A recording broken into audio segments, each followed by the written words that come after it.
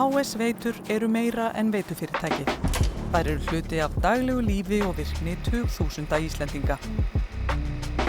Frá Suðurnesjum til Vestmannaeyja, frá Hafnarfirði til Árborgar, tryggir fyrirtæki stöðuga og örugga orku- og vatnsveitu í samfélögum sem treysta á það á hverjum degi. Með áratuga reynslu og öfluga innviði eru HS Veitur tilbúnar fyrir framtíðina.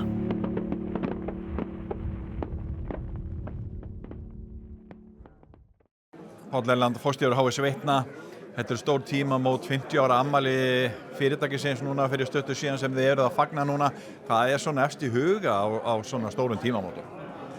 Það efst í huga hvað þetta auðvitað orðið 50 ár síðan að Hitaveita Suðurnesja var stofnuð, sem fyrirrennari HS Veitna. En HS Veitur líka samsettar úr veitum annarra sveitarfélaga sem að gera það að verkum að það má segja HS Veitur séu líka yfir 100 ára gamlar. Og á öllum þessum svæðum þetta náttúrulega samfélagslega mikilvægt fyrirtæki sem að allir njóta í daglegu lífi. Það hafa verið áskoranir alla tíð, en kannski aðeins meiri getum við sagt í þessum eldgosum undanfari. Já, það óhætt að segja það. Á hverjum degi eru starfsmenn HS Veitna að sinna þetta bæði heimilum og fyrirtækjum, allan sólarhringinn, allt árið. En oft í hefðbundnari störfum heldur en við höfum þurft að fást við núna síðasta 1,5 árið. En það verður að segjast að okkur hefur samt tekist að halda uppi fullri þjónustu á Suðurnesjum og þar með talið í Grindavík þrátt fyrir þessar erfiðu aðstæður. Hvernig hefur það gengið? Hefur fókusun hjá ykkur verið mjög mikið inn á viðbrögð við eldgosi? Já, það óhætt að segja frá því að við auðvitað erum mönnuð í þennan hefðbundna rekstur. Og svo fáum við bara í fangið þetta fordæmalausa tímabil og þá auðvitað þó nokkur hluti starfseminnar bara með athyglina á það í hvert skipti sem að náttúruhamfarir dynja yfir. En það hefur gengið, en það var stórt högg í fyrra þegar heita vatni fór og komnir fyrir vind, eru enga líkur því að það gerist aftur, að heita vatni fari af Suðurnesjum? Það var náttúrulega eitt stærsti atburður í sögu fyrirtækisins þegar heita vatnið hætti að flæða hérna til 30.000 íbúa í fimbulkulda, en með samstilltu átaki tókst að koma því á ótrúlega skjótan máta, en líka með samstilltu átaki íbúa sem að tóku sinn þátt í því að láta þetta allt saman ganga vel. Við erum auðvitað alltaf að undirbúa okkur betur og læra af hverjum viðburði, en þar að auki höfum við unnið í ýmsum mótvægisaðgerðum og nú erum við til dæmis ásamt HS Orku og stjórnvöldum að koma upp neyðarkyndistöðum hér sitt hvorum megin í sveitarfélaginu til þess að geta þá brugðist við ef að heitt vatn hættir aftur að flæða frá Svartsengi. Varahitaveita? Varahitaveita sem að ætti að minnstakosti að svona duga okkur svona með einhvers konar lágmars þarfir til að komast í gegnum tímabilið. Það hægt að spyrja margt á löngum, hvað getum við sagt, en langri sögu fyrirtækisins, en breytt orkunotkun eitthvað sem að þið ræddu hér í kynningu á afmælinu. Það eru áskoranir þar líka? Já, það svo skemmtilegt við veitugeirann að þetta aldrei búið og nú blasir við mikil orkuþörf vegna orkuskipta og þetta bara vaxandi samfélags sem að greiningar okkar sýna að kalli á tvöfalt stærra veitukerfi en við búum yfir í dag á næstu bara 25 árum. Þannig að það mikið viðfangsefni en auðvitað bara skemmtilegt. Geturðu sagt mér örfáum orðum hvernig ætlaði að mæta því? Við ætlum auðvitað bara að mæta því með áframhaldandi uppbyggingu nýjustu tækni og veitukerfa, en það sem við erum líka að gera til þess að annað þessu að innleiða snjallt veitukerfi sem að mun hjálpa okkur að miðla þessari orku á rétta staði á hverjum tíma með svona lágmars veitukerfi. Þannig að 100 manns í starfshópi hér, í starfshópi HS Veitna eru 100 manns og það allir á tánum. Það óhætt að segja það eru allir á tánum, allan sólarhringinn í rauninni, af því að við erum einfaldlega HS Veitur og við erum alltaf á vaktinni. Á Suðurnesjum hófst undirbúningur að uppbyggingu hitaveitu miðja síðustu öld og varð svo að veruleika árið 1975 þegar Hitaveita Suðurnesja tók formlega til starfa fyrir réttum 50 árum.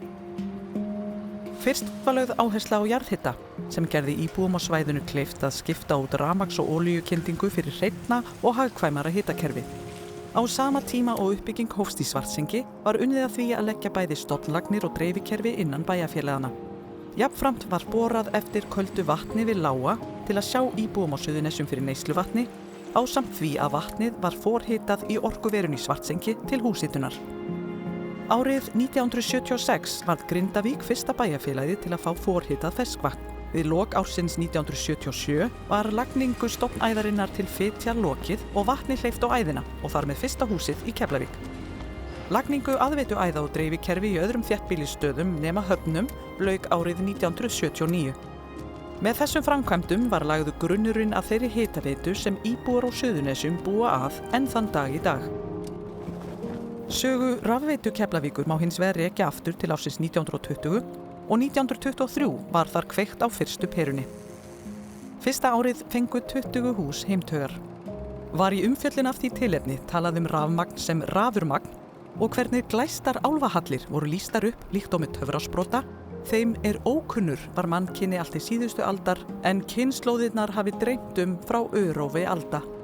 Var fyrstum sinn notast við ljósavél með takmarkaða afhendingagetu. Eftirspurn eftir raforku fór vaxandi samhliða fólksfjölgun, aukinni notkun heimilistækja og uppbyggingar í atvinnulífi. Var þó hafist handa við að fá svokallað SOx rafurmagn inn á svæðið frá Ljósafossvirkjun. Seinni heimsstyrjöldin setti þar strik í reikninginn, en árið 1945 tókst að tengja nær alla byggðina við þann aflvaka. 1985 var gengið frá sameiningu rafveitnanna á svæðinu og kaupum á eignum Rarik. Frá þeim tíma hefur samfélagið á Suðurnesjum, bæði hvað varðar íbúaþróun og atvinnuuppbyggingu, kallað á gríðarlega uppbyggingu innviða. HS Veitur hafa mætt þessari þörf með byggingu aðveitustöðva, dreifistöðva, lagningu á strengjum og fleira, svo íbúar á svæðinu geti búið við öflugt rafdreifikerfi sem mætir þörfum samfélagsins í dag.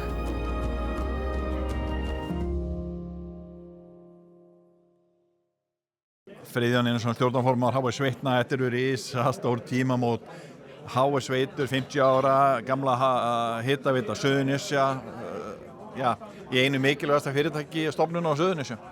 Já, ég mjög stoltur. Þetta búið að vera löng saga og frábær árangur og þegar við horfum svona yfir veginn tilbaka, náttúruhamfarir, óhöpp og slys, en eftir stendur stórt fyrirtæki sem mikilvægt í öllum sveitarfélögum þar sem við erum með þjónustu og ég held að við verðum öll bara að þakka okkar fólki sem kom þessu öll að staði upphafi af framsýni og við erum að uppskera, svo sannarlega. Þú ert búin að vera lengi í sveitarstjórnarmálum, ert reynda nýhættur en þú að horfa tilbaka og sérð forvígismenn sveitarfélagana sem að voru í fararbroddi fyrir 50 árum síðan í rauninni að vinna í þessu máli. Já, ég hugsa oft í stjórnmálum, þá þurfa menn að vera hugrækir, taka ákvarðanir þó að margir sé að gagnrýna og ég held að hitaveitan sé eitt dæmi það, verkefni sem ekki var vinsælt og menn tölum að hér var verið að sóa fé. Þetta voru bara hugrakki menn og þeir sem stóð að segja miklar þakkir fyrir. Og það það risa framtíð framundan í þessu fyrirtæki, margar áskoranir, það verið að tala tvöfalda orkuþörf í heitu vatni og rafmagni á næstu 25 árum og annað. Þannig að hvernig kemur það fyrir stjórnarformann? Þetta skiptar á svona málum? Ég hef aldrei trúið því að okkur vantaði heitt vatn.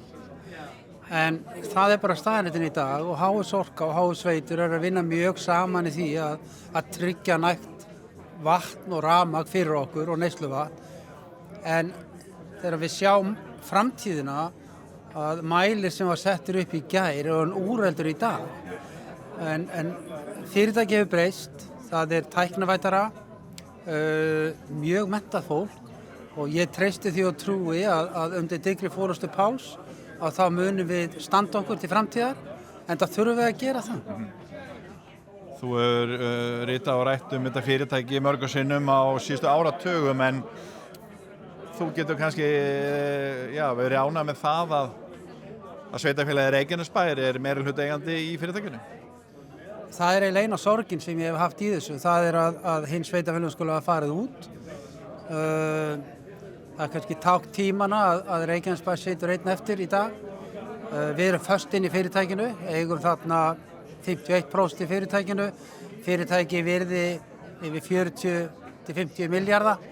Þetta stór eign fyrir Reykjanesbær og Reykjanesbær þarf auðvitað að fá arð af þessari fjárfestingu.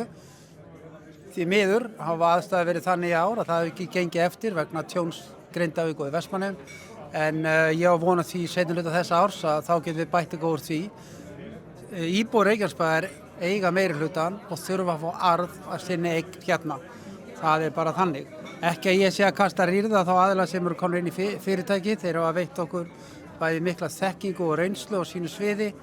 Þannig að í dag ég sáttur við samsetninguna. En ég var alltaf á móti því að sveitarfélögin fær út, sko. Þetta á að vera félag í eigu samfélagsins.